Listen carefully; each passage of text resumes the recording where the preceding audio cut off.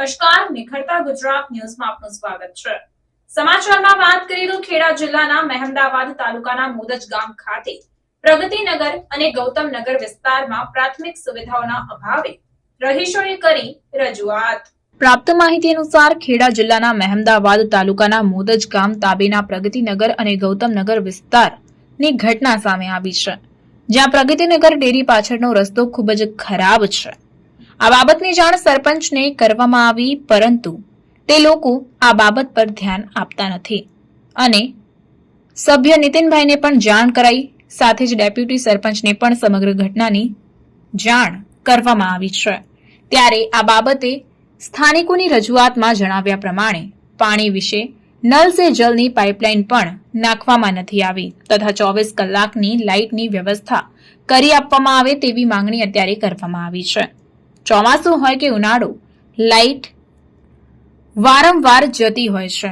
સામાન્ય વરસાદની શરૂઆત થાય કે તરત જ લાઇટો બંધ થઈ જાય છે। ત્યારે રાત્રે ઝેરી જીવજંતુ કરડવાની બીક રહે છે અને મચ્છરજન્ય રોગના ભોગ લોકોને બનવું પડે છે। નાના બાળકો તો ચીસો પણ પાડી મૂકે છે। પશુપાલનમાં પણ પશુઓને શરીર પર મોટા ફોલ્લા, લોહીના રેલા નીકળતા હોય છે તથા રાત્રે પશુ ઢોર છૂટે તો ખેતીના પાકને પણ નુકસાન કરે તેવી ભીતિ સેવાઈ રહી છે। તે માટે રાત્રે લાઇટ ચાલુ રહે તેવી નમ્ર અરજ કરવામાં આવી। સાથે જ ખાસ અગત્યની વાત કે હાઈવે રોડથી ગૌતમનગરના રસ્તા પર ઝાડી ઝાકરા સાફ કરવા તથા રસ્તો સાફ કરવા માટેની વિનંતી કરાઈ છે, કારણ કે રસ્તામાં 4 વ્હીલ કે સ્કૂટર અથવા તો ટ્રેક્ટર સામસામે આવી જાય તો રસ્તે ચાલનારને વાડમાં ઊભું રહેવું પડે છે। કોઈ વાર નુકસાન પણ થતું હોય છે। ગૌતમનગરના રહીશોની લાગણી સાથે માંગણી છે કે આ તમામ પ્રશ્નોનું વહેલી તકે નિરાકરણ લાવવામાં આવે, સાથે જ યોગ્ય કાર્યવાહી કરવામાં આવે।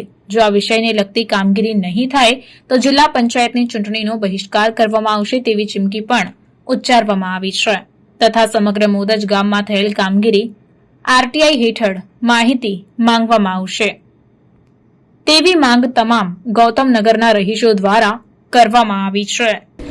હવે અત્યારે અમારું મેઇન ગામ છે મોદજના અંદર ગૌતમનગર એરિયા આવેલો છે। ગૌતમનગરનું એક પરું છે, મોદજ ગ્રામ પંચાયત સાથે સંકળાયેલું છે અને વર્ષોથી અમારે અવર જવર માટે હાઈવે એક્સપ્રેસ બરોડા રોડ પડી ગયો એટલે કાયમી રસ્તાનો પ્રશ્ન ઊભો થયો છે। તો સરકારના અથવા અહીંના સ્થાનિક ધારાસભ્ય, સ્થાનિક સંસદ સભ્ય બધાને રજૂઆત કરવામાં છતાં કોઈ અત્યાર સુધી અમારે લગભગ 20 વર્ષથી અમારા કાયમી રસ્તાનો પ્રશ્ન છે। જ્યારથી એક્સપ્રેસ વડોદરા હાઈવે રોડ પડી ગયો ત્યાંથી અમારે ગામમાં અવર જવર માટેના રસ્તાને સત્વરે સરકાર આ રસ્તા બાબતનો નિર્ણય લે।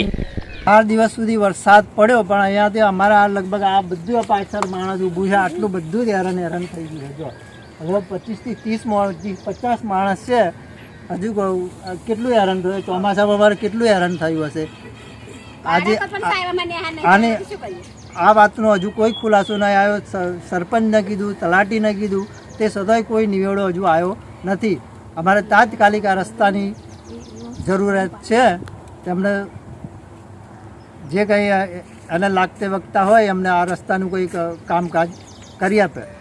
એ પાસેનો જે રસ્તો છે એ રસ્તો અમારે રિપેર કરાવવાનો છે, તે આજ દિન સુધી કોઈએ હજુ એ રસ્તાનું કામકાજ ધ્યાન પર લીધું નથી।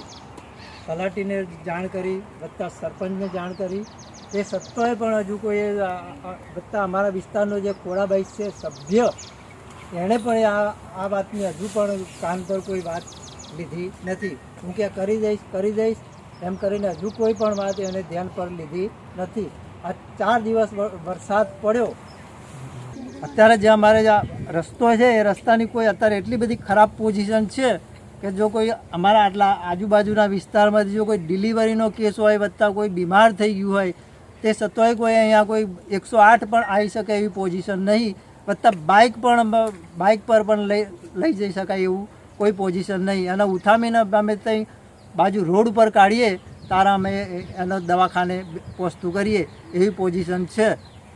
તો આનો કંઈક જલ્દી નિવેડો આવો એવું સર્વેને અમારી નમ્ર વિનંતી છે।